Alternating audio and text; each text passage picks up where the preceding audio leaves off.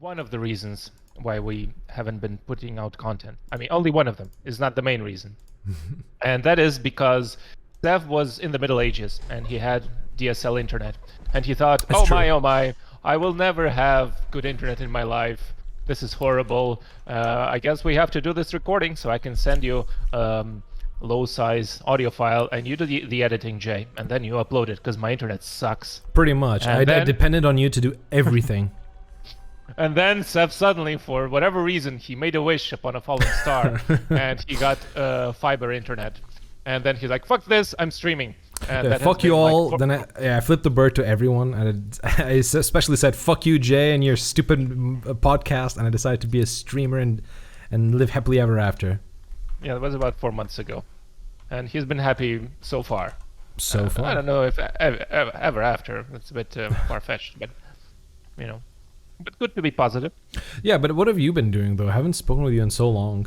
Basically, the last time we did a podcast together, Ukraine was still living free and dying hard. Oh wow, is that when that was? Yeah, it was since before the invasion. Well, I don't know exactly all the things that happened since then, but I guess more recently, well, I was kind of out of work, and then we had some visits from Germany, stayed here for a couple of weeks, so I hung out with them. And I've been playing a lot of beach volleyball until the school year started. And then once the school year started, it's like died off. So living that Top Gun fantasy. Yes, by the way, yeah, I looked like a trailer for that movie because someone mentioned it. And yeah, they're horrible. They don't know how to play volleyball. It's those goddamn actors, the oiled up actors that don't know how to play volleyball. Did you watch Top Gun? Did you enjoy it? I've never watched the movie. Oh. Don't really care much. I mean, I've heard jokes about it, and but yeah, I don't really care. I like some movies with Tom Cruise. I don't know, but are you not a fan of the action? Because the latest Top Gun, I was kind of like you, like, oh, it's one of those another action military fuck yeah movies about we're super good at everything and our dicks are huge and always hard. But then I actually watched the movie and it was surprisingly it's one of the best movies this year actually. The second one. Yes. The first one is not bad for its for the time, but I wouldn't recommend it. Would it be worth watching just a second? Yes, and you can do it. It's a perfectly standalone movie. Okay, well, maybe we'll take a look. I mean, I have a lot on my watch list, mostly TV shows these days, but... What have you been watching? Well, I did start watching House of Dragon. Samesies. Has been nice. Has been nice. I didn't watch the last episode yet, the latest. Neither did I. We're exactly on the same page. We watched the fourth episode then. Oh my god! See, this is why we're doing the podcast. The synergy. Oh my god! And, I don't know. I have watched a couple of stuff recently. I mean, by the way, I still haven't finished the what is it? Love, Death, and Robots. I only watch it like when I want to watch something different, and then I'm like, okay, I always have that like reliably. I can watch something completely different, new style, and just distract myself. So I enjoy that. That concept, because I don't always want to watch anything specific, and then sometimes you just it's a good palate cleanser, isn't it? Yeah, it's great. I love it. I mean, I don't know. I'm still like in the first season somewhere, but it's great. I love it. Not all episodes are good, but it's good to see always different styles. And it's like, oh, that's nice. I didn't know you have animation like that or something like that. That's cool. For sure. So, and also going back to House of the Dragon, it's funny because. For our old listeners, it was almost notorious that every single episode we trash talk how bad Game of Thrones ended. Oh yeah, that's true. That was like 4 episodes in a row. And I even wanted to talk to you about like if the taint of the last episode of Game of Thrones was part of the reason why, for me at least, I took so long into getting into House of the Dragon, and I only started watching it because people started giving like good reviews saying, oh, it's actually pretty decent. I was like, no, it's impossible. Never again shall my heart has been broken too many times for me to trust this. But I actually started watching it. I was like, you know what? It is actually kind of good. Okay. I mean, I had it on my radar, but I was postponing it, and then I always had the idea, well, I'll watch the first episode and see how it feels. And I liked it, so I didn't really bother about the reviews and stuff. Oh, I did check one thing. I wanted to make sure that previous writers were not involved. True. And yeah, I did exactly the same. It's funny how those guys got absolutely, I don't know if they got fucked. I mean, they're millionaires for the rest of their lives, right? But They're good. I don't care, but it's like it reminds me of I don't know. I think there was some comedian who made this joke, or I read it somewhere, and I think I mentioned it on a podcast about colonoscopies. Like people have bad experiences with colonoscopies only because it hurts in the end. But what doctors do, if they just leave the tube inside for a few moments so you can calm down, and then they take it out, people have. It wasn't so bad after all. So like the last moment in Game of Thrones was so ass fucking. It was so bad that people just begrudge it. So yeah, I think and it's almost colonoscopy. like the House of the Dragon. Without going into spoilers, obviously, it has left. It reminded me of the good parts of Game of Thrones to the point where I almost feel like I want to start watching the Game of Thrones, the first episodes once again from scratch, just to get that feel of like of how the houses have changed. Because I just looked at my Twitch chat, and they're talking about the colonoscopies, but on the Game of Thrones, like it's funny how because this series is a prequels, like the houses in prominence in power are completely different to the ones that at the beginning of the old Game of Thrones, and I kind of had this curiosity because I always loved like the sigils and the houses and their struggles for powers and how they grow, how they rise and fall. And I wanted to see how most of these houses fared, because one of my favorite houses is actually House Hightower, which in the books is a bit more prominent than in the first Game of Thrones series. And in the second House of the Dragon, you see House Hightower have a little bit of shine. And Yeah, they do. It's fine. It's cool. I just love that shit. I like the show. I mean, I think I don't know. It's the same feeling. It's pretty. I don't know how they make it happen. If it does it really matter the people who are involved with it? Is it the same people? Because I'm not gonna go look through all the credits. But it has the same feeling as Game of Thrones did, and I think it's very well done. It's good. It just didn't have the final. That kind of, we're sick of this. We're gonna finish this. Let's just write the final few episodes. Like let's wrap this up. Oh, and you did remind me. Those guys, like, they are millionaires, so I'm pretty sure they're crying. They're wiping their tears with $1,000 of and the meme, right? They're just wiping the tears off of the money. But however, it's funny that they rushed Game of Thrones because they were so horny to make Star Wars. But because they fucked up Game of Thrones so badly, Star Wars decided to, you know what? Let's put your project on hold. On hold. We'll definitely not cancel this. Let's just put it on hold indefinitely until people just kind of forget who you are, and then we can start again. Because Star Wars can wait forever. It's not like we release a new project every goddamn other weekend. So yeah, it's fine. And they were like, "Are you sure? Please don't forget about us." And then, well, if they do get involved in the future, I think it's probably good. I mean, people's memories are pretty short-lived. Nah, man. I think if it was any other, like, if it was like an indie show or a show that had like a fan appeal, something small, for sure. But Game of Thrones was like the biggest property. Like, I remember before the last season came out, people were comparing that Game of Thrones and Avengers, the last Avengers one, where Thanos got his shit pushed in, the Infinity Stone. Like, people were comparing those two. Endgame, yes. They were comparing those two projects as saying, they were saying, okay, these are the best things that are going to happen this year for pop culture fans. And they're like, oh, I can't hardly wait, man. I think it even came out at the same time, like in May or whatever.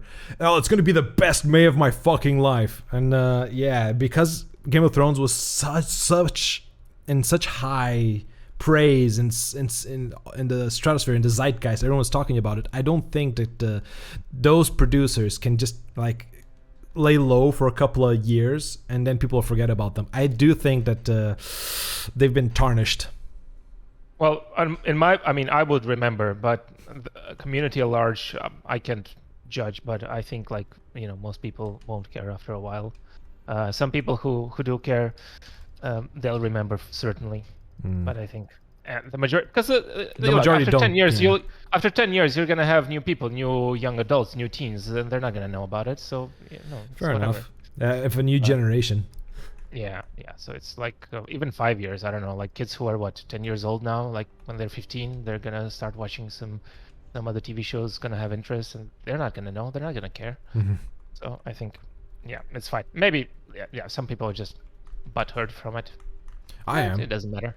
Yeah, certainly. It's was- the colonoscopy, right? It's the colonoscopy, of course. Yeah. And they didn't do it the right way. If they just let it stretch out in the end, and then took it out, it would have been fine. It's the perfect analogy. Perfectly. Usually, like the problem with even the last season of Game of Thrones, and I think we've talked about this in the past, but I'll just say it again for any new audience, is that they just rushed it. It's not so much that the history beats. It's not like I didn't like where the story went. I just didn't like that you didn't have the emotional context or a build up for you to reach those moments of tension and go like, oh shit, yeah, that. The journey was amazing to get here. It was long and arduous, and I can kind of believe that this happened. But God, I hoped it didn't. The way that Game of Thrones finished was like, okay, so we have 3 episodes to kill 4 main villains. Go! Let's speed run this shit, and that really left a bad taste in my mouth. It was the colonoscopy thing you're just saying.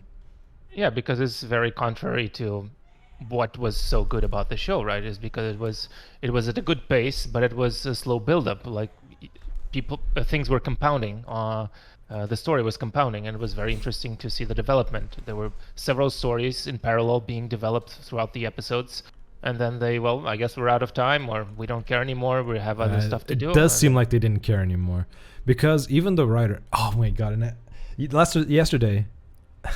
Hi, Peeps and Benny. Yeah, my cat just appeared on screen, meowing his heart out. For some reason, he's usually the quiet cat, but he was just back on my camera just meowing like, no, love me. But anyways, yeah, I had this amazing stat about the writer, George R. Martin. First of all, I wanted to say, I'm going off on so many tangents. I wanted to say that George R. Martin, actually on the last season, he was like, I'm fine with it. If we stretch it on for 2 more seasons, I'm completely on board with it. So if they wanted to rush it, it's mainly the producers who want to do it. And I found that funny because George R. Martin, it is hilarious that he finished his last book. The last book he wrote, George R. Martin, was on 2011. That was Dance of Dragons.